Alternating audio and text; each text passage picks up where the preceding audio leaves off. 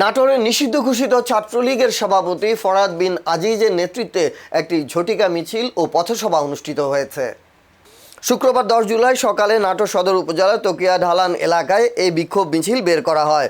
মিছিলটি এলাকায় প্রদক্ষিণ শেষে ঢালান মোড়ে সংক্ষিপ্ত পথসভায় মিলিত হয়।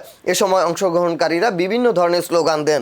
পথসভায় জেলা ছাত্রলীগের সভাপতি ফরহাদ বিন আজিজ সহ সংগঠনের অন্যান্য নেতৃবৃন্দ বক্তব্য রাখেন। এই ঘটনায় তাৎক্ষণিকভাবে আইন শৃঙ্খলা বাহিনীর পক্ষ থেকে কোনো বক্তব্য পাওয়া যায়নি। এছাড়া এ বিষয়ে কোনো আটক বা অপ্রীতিকর ঘটনার খবর পাওয়া যায়নি।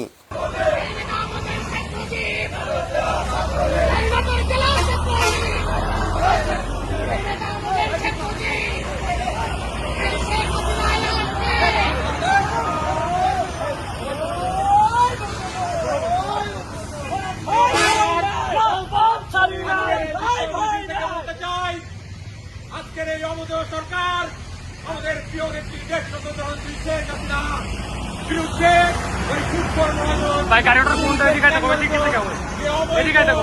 রায় দিয়েছে, সেই রায় বাতিল করতে হবে। আওয়ামী লীগের নেতাকর্মীর নামে যত মামলা রয়েছে সকল মামলা প্রত্যাহার করতে হবে। আওয়ামী লীগ ছাত্রলীগের নিষেধাজ্ঞা অবিলম্বে প্রত্যাহার করতে হবে এবং সকল রাজবন্দীদের মুক্তি দিতে হবে। অন্যথায় বাংলাদেশ ছাত্রলীগের নেতাকর্মীরা সারা বাংলাদেশে আন্দোলন সংগ্রামের মাধ্যমে এই সরকারকে চালিয়ে দিবে। বাংলাদেশ ছাত্রলীগ রাজপথের সংগঠন প্রিয় ভাইয়ের আমার, আজকে বাংলাদেশের আনাচে কানাচে হত্যাকাণ্ড চলছে। প্রিয় ভাই